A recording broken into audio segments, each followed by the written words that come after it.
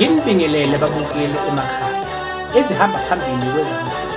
Kuphoqeleke ukuba kumiswe ukufunda kwezinye zezikhungo zezemfundo ephakeme i-University of Zululand emva kokuba nombhikisho omkhulu wabafundi lapho sekubalwa khona ukudicilela phansi kwezinsiza zesikole kanye nokutshontsha, ukushisa okubese kudlulela ngaphandle emphakathini okugcine sekuba nomphakathi uthuswa ilesi sigameko. Uphawulele abafundi uSigebengu Mfana kaNtomkayise uphawule wathi, "Hayi, mina angizizosho lutho, kodwa ngithi nje kubafundi, webafundi ningabaleki. Ningabaleki. Ningabaleki, ningabaleki. Ningabaleki. Ningabaleki. Ningabaleki."